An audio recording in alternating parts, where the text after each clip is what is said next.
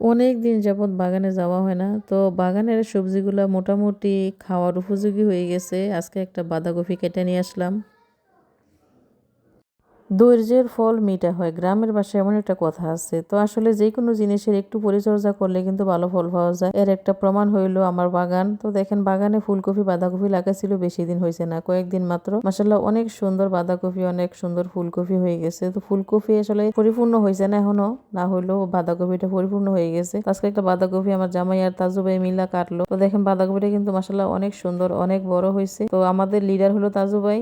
তাজু ভাই তদারকিতে কিন্তু আসলে সবকিছু হইতেছে।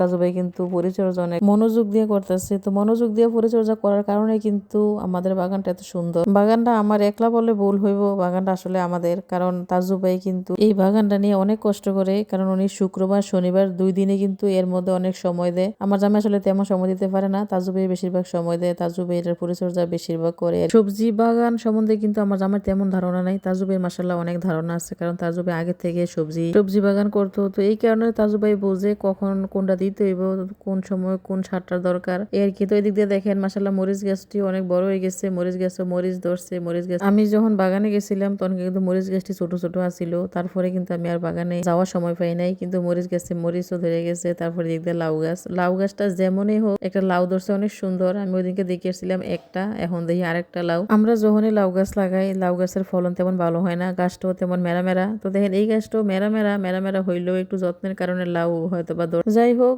নিজের গাছের একটা ফল খাইলেও আসলে অনেক শান্তি লাগে। তো এদিক দিয়ে কয়েকটা ডাটাও লাগাইছে, ডাটা দিয়ে উঠে গেছে। তারপরে এদিক দিয়ে হলো বেগুন গাছটিও মাশাআল্লাহ অনেক বড় হয়েছে। আমরা গ্রামের বাসায় কই মাইলা আর কি, বইয়ের বাসা হইলো ডাটা। এদিক দিয়ে হইলো আলু গাছটিও মাশাআল্লাহ অনেক সুন্দর। জানি না ফলন কেমন হয়, তবে এই জমিটার মধ্যে কিন্তু আলু অনেক ভালো হয়। আলু আরো 2বার লাগাইছিল, অনেক ভালো আলু হয়েছে। এবারটি কেমন হয় আসলে জানি না। তো আমাদের নেতা হয়েছে তাজু ভাই। তো তাজু ভাই এখন আলু খেতে ঢুকতেছে, দেখবো আলুর ফলনটা কেমন। তো একটু খুঁড়ে আলু তাজু ভাই আলু দেখতেছে। তো এখন যেটা দেখামো এটা হইতেছে মূলা দিয়ে আমি ওইদিকে দেখেছিলাম ছোট ছোট শাক, মাশাআল্লাহ এখন মূলো হয়ে গেছে, দেখেন অনেক বড় মূলা। তো মূলার একটা গল্প আছে, আমার ভাগ্নির একটা বিয়ে আসছিল কংসনগর থেকে আর কি। তো কংসনগরের মানুষে নাকি বেশি মূলা লাগায়, তখন আমার ভাগ্নিরে আমার এক বাগিনা খালি রাগাইতো, কইতো কি সোনিরে বিয়ে দিলে আমরা কেউ মূলা কিনা খাইতে হইব না। তো আসলে মূলা খারাপ সবজি না, মূলা ভালো সবজি। মূলা আপনি শীতকালে ধনিয়া পাতা দিয়ে একটু বড় মাছ দিয়ে রান্না করলে কিন্তু সেই লাগে খাইতে। তো কার কাছে কেমন লাগে যায় না, তবে আমার কাছে ভালোই লাগে। তারপরে ছিল আদা